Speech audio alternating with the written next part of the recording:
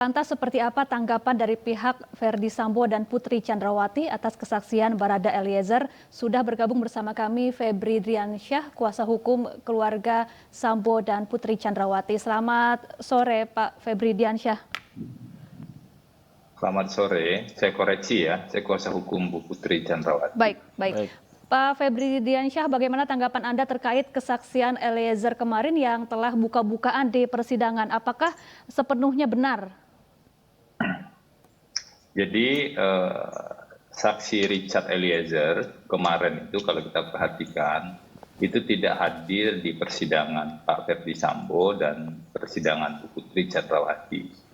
Ini adalah konsekuensi persidangan secara split sync yang memang jaksa yang melakukan persidangan secara split sync tersebut. Sehingga fakta-fakta yang relevan untuk pembuktian untuk kepentingan persidangan Pak Verdi Sambo dan Bu Putri itu yang bisa digunakan hanya fakta-fakta dan bukti-bukti yang muncul di persidangan Pak Verdi Sambo dan Bu Putri yang dilakukan setiap hari Selasa. Nah, kita tahu persidangan yang kemarin yang tadi kita dengar itu adalah persidangan untuk terdakwa Kuat Ma'ruf dan Ricky Rizal. Jadi sebenarnya tidak relevan untuk persidangan Pak Verdi Sambo dan Bu Putri. Kalau dari persidangan kami sendiri ada setidaknya 4 kali persidangan perkara pokok yang sudah dilakukan dengan total saksi sekitar 39 orang. Dan kami melihat justru dalam perkembangan persidangan ini satu persatu dari poin-poin dakwaan jaksa penuntut umum itu gugur, apakah terkait dengan dugaan pembunuhan berencana ataupun poin-poin lain yang diajukan di sana. Contoh yang paling sederhana, kenapa kami kemarin meminta CCTV yang di Duren 3, CCTV yang sempat hilang atau sempat disembunyikan lah kita sebut seperti itu sebelumnya kan tidak pernah diajukan oleh jaksa penuntut umum. Jaksa hanya mengajukan potongan-potongan gambar saja. Nah, untuk mencari kebenaran material, bukan hanya untuk kami, tapi juga untuk perkara ini sebenarnya, maka kami meminta CCTV itu ditayangkan. Jadi bukan jaksa sebenarnya yang meminta penayangan, itu justru kuasa hukum Pak Verdi Sambo dan Bu Putri yang meminta CCTV itu ditayangkan.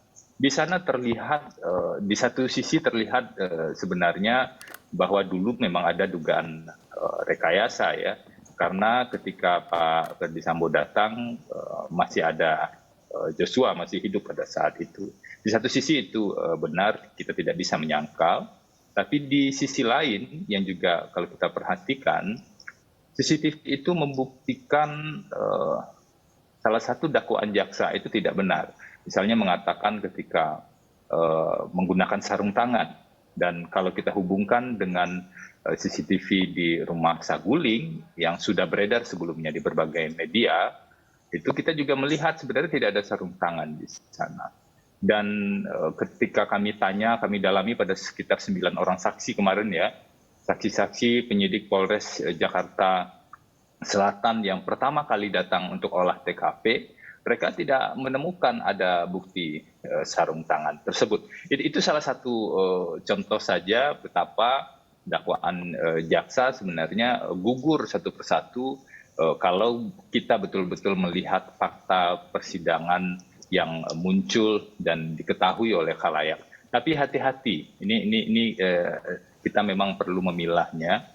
Kita perlu bedakan persidangan hari Senin, persidangan hari Selasa, dan persidangan hari Rabu, karena proses pembuktian untuk proses persidangan itu beda-beda, saksinya juga berbeda-beda, sehingga tidak mungkin saksi yang ditayangkan atau dihadirkan hari Senin atau Rabu kemudian digunakan sebagai ujian untuk membuktikan persidangan di hari Selasa. Itu yang perlu secara clear kita pahami bersama. Baik, meskipun misalnya dalam persidangan Eliezer menyebut berkali-kali nama klien Anda, seperti misalnya Putri Chandrawati ternyata sering tidak tinggal serumah dengan Bapak Verdi Sambo, kemudian Putri juga sempat menangis pada saat Eliezer dipanggil oleh Verdi Sambo. Ini seperti apa tanggapan Anda?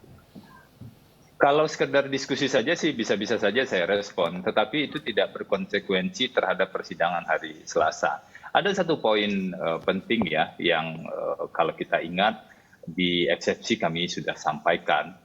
Tujuan kami sebenarnya untuk mengingatkan kita semua, mengingatkan publik bahwa konstruksi perkara ini punya banyak titik-titik yang rapuh sebenarnya.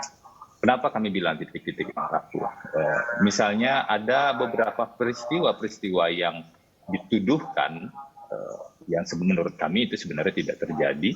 Peristiwa-peristiwa yang dituduhkan itu hanya disampaikan oleh satu orang saksi. Siapapun saksinya, hukum tidak membenarkan pembuktian hanya dari satu orang saksi.